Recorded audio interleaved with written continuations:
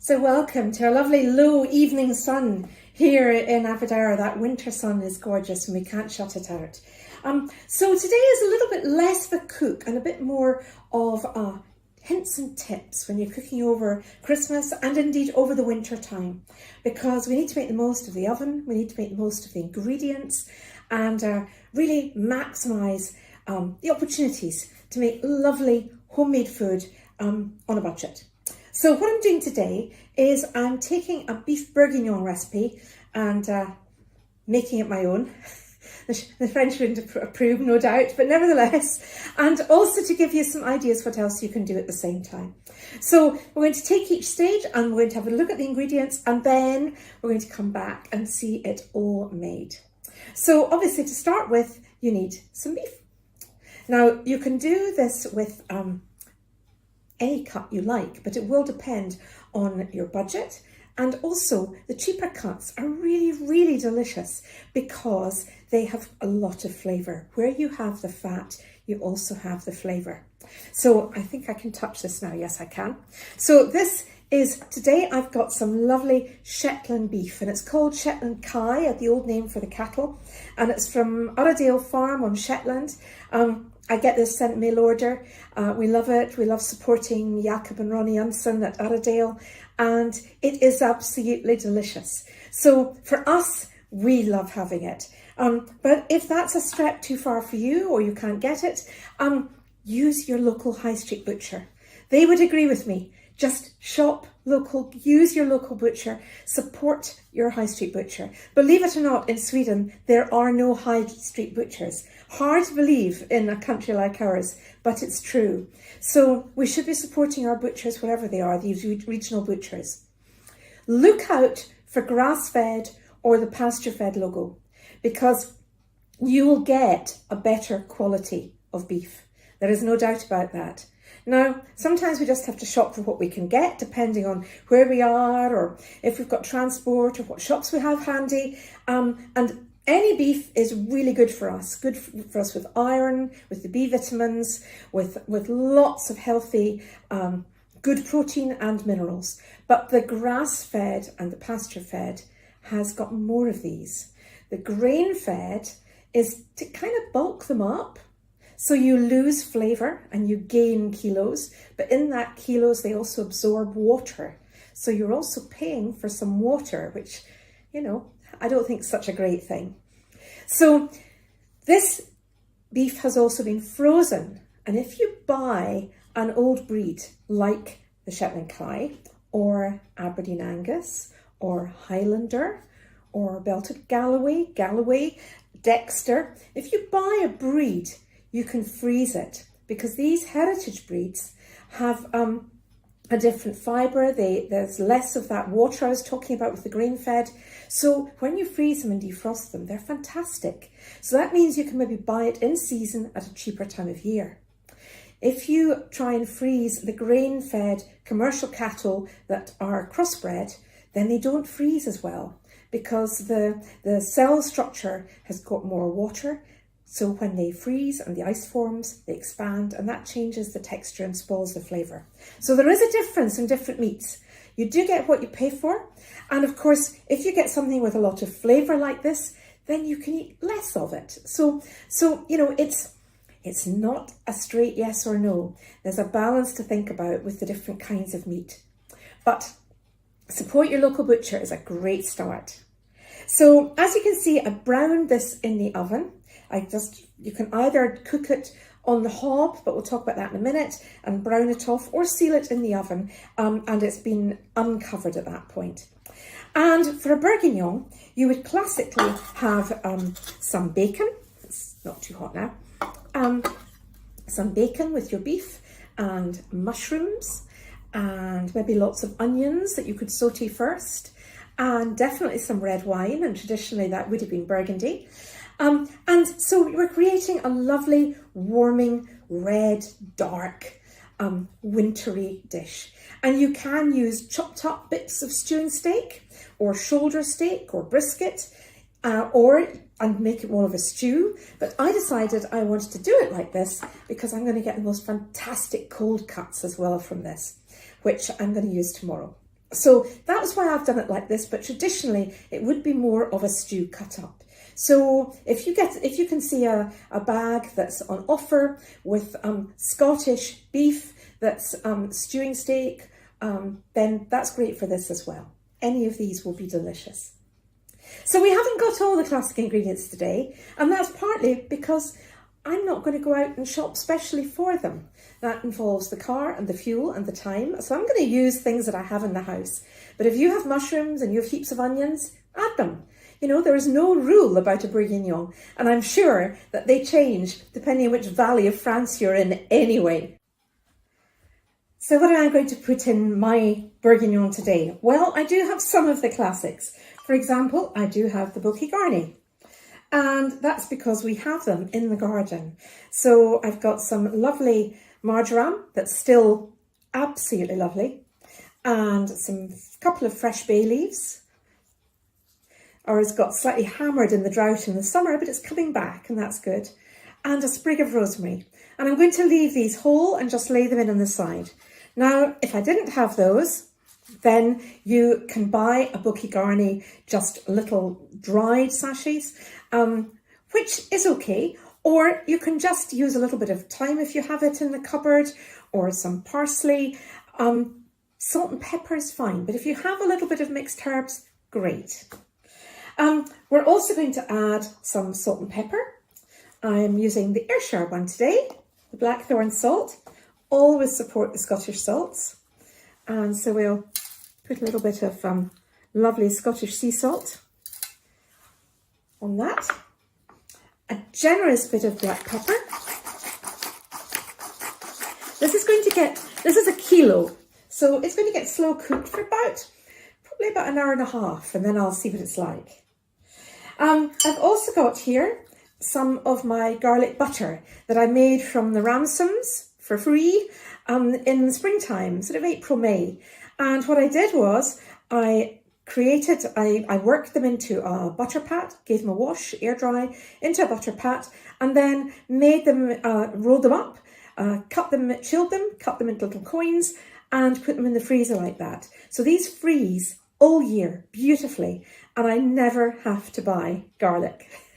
It's ready for me there. So if we're going to go a little bit French, there should definitely be some garlic in here. So I'm going to use 2 of these, and just be aware that it's raw meat still. So if you've used the knife, don't put it back into the garlic.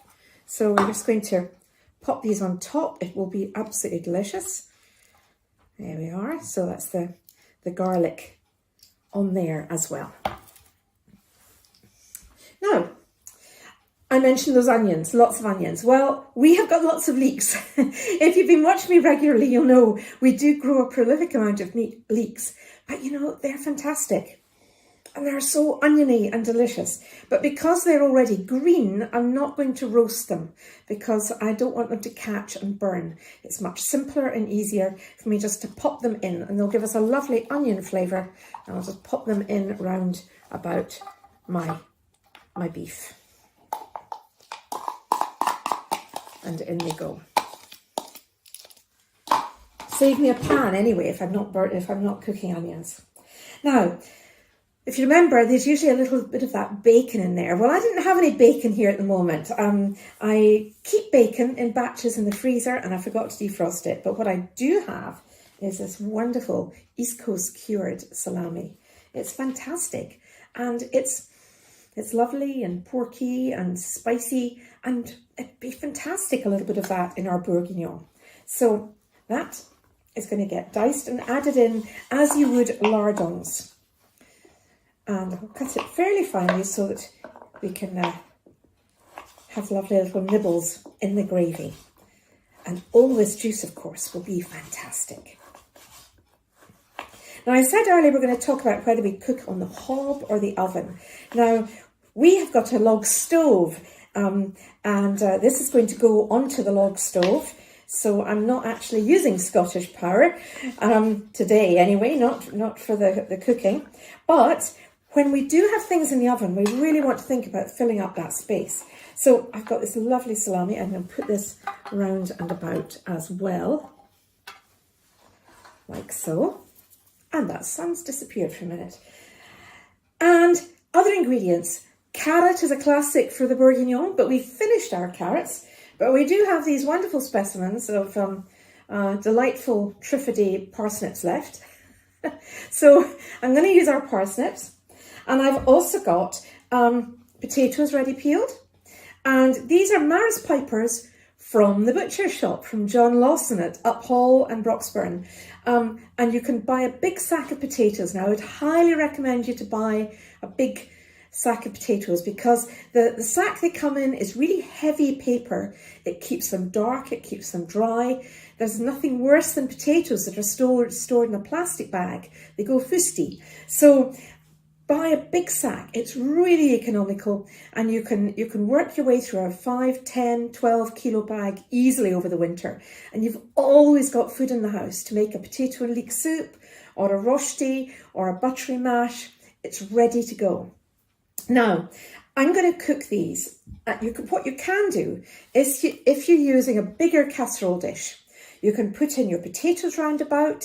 For the last, say, hour of the cooking, you can put your parsnips, any carrots, any root vegetables round about and cook everything at once. And you can do that. And it's a very economical way of doing it, and delicious. With a bourguignon, your potatoes will come out a funny colour, but who cares? They'll taste wonderful. Often bourguignon is served with mashed potato, but if we're going to have a special treat, we do roast potatoes. So I'm going to parboil these. I mentioned these were Maris Pipers. Another favourite potato at this time of year with a recipe like this would be Adam Victory, which you can get from Andrew Ski Potatoes at Ochterhouse. He's got a website, you can buy them on the website. So look out in local greengrocers, for example, and find out what the type of potato is. White potatoes taste of nothing. We've got lovely Scottish varieties of potatoes. So these are going to get parboiled and then popped in the oven beside this, and they'll roast away at the same time. And I've got a bit of prep to do on my hairy guy here, and he will get roasted at the same time. So we're going to have roasted parsnips and roasted potatoes with this lovely bourguignon. Last but not least is the wine. And we have got an Orkney red wine. We were up on Orkney recently and we bought some of the local wine. Now, Emil and his wife use local berries for very, very delicious wines and liqueurs as well. So what better way to serve up this Scottish dish than with a lovely berry wine? There's a couple of really good, should have taken the top off before I started talking, but there's a couple of really good Scottish wine producers using wild berries in Scotland. And it was so good to see them again when we were up on Orkney. I don't think this has got a cork from memory. I should have done this already. Here we go. And it's got a cork. Okay, here we go. Let's see if I can find a corkscrew. Here we are, corkscrew at the ready this time. That caught me out. Right. Nearly there. There we go. Oh, it smells lovely and fruity. So I'm going to pour this in.